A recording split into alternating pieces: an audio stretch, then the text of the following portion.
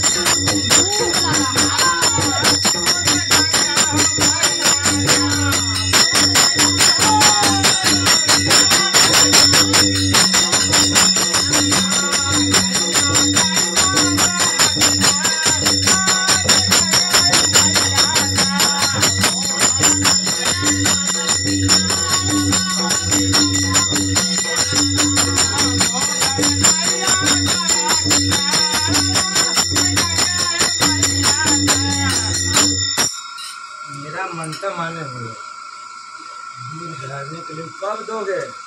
20 साल हुआ।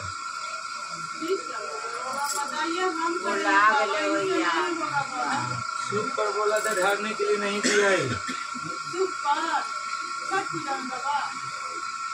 गलती माफ हो गया बाबा, बोलिए हम तो करते हैं तो ये लोग नहीं तैयारी होते हैं छठ पूजा के टाइम में। पीता है हाँ नहीं हाँ पीले लग जाता है बाबा, हमको बात नहीं मानते नहीं मानता है तुमको बाबा ऐसे बाल बच्चा हो गया बात नहीं मानता है तो मार देते 8 महीना पहले। जब पर्व होता है ना तब कच कच कर देता है तो कैसे करेगा? बाल बच्चा कैसे हो गया? बाल बच्चा थोड़ी ना पूजा जब करे ना तब मार पीट लड़ाई झगड़ा हो जाए। कौन दिमाग काम करतो?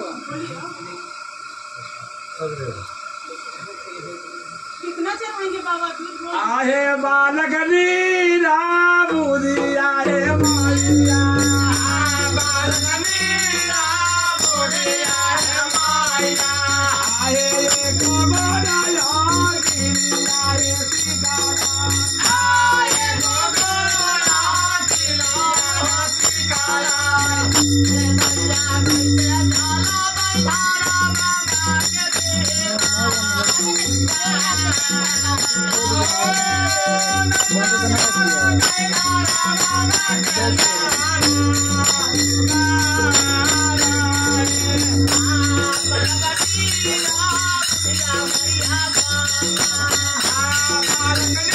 खाना बनाना ना बनते हैं।